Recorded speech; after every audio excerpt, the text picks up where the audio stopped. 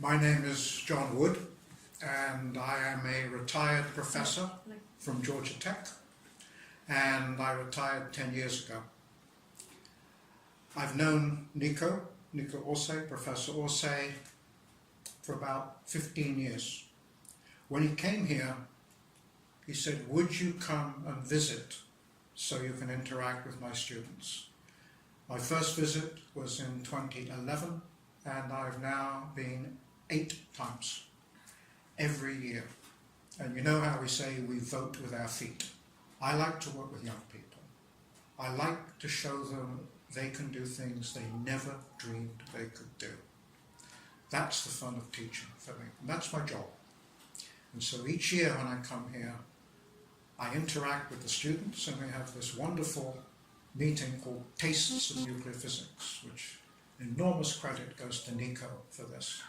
And he brings in the students from various places in South Africa, and we've done this now every year for 8 years.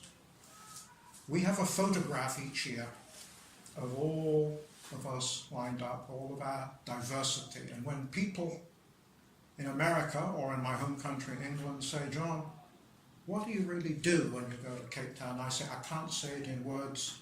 Let me show you this picture." And they say, "That is incredible." And I think this is perhaps one of the greatest achievements in my professional career, is coming here. If you were to say, why particularly University of the Western Cape, it's the cultural diversity. I grew up in England. I was a school teacher in Switzerland as my first job. I was a graduate student in America. I was a postdoc in Germany. And then I've made my career at Georgia Tech now for 46 years. I've lived and worked in China, Australia, Finland, Belgium.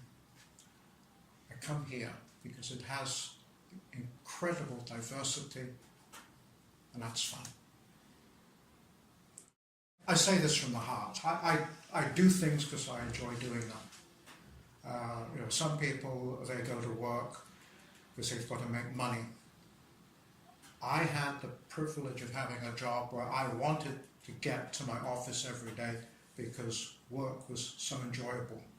I often say, beyond having a roof over my head and bread on the table, I would have done it for nothing. It was that enjoyable.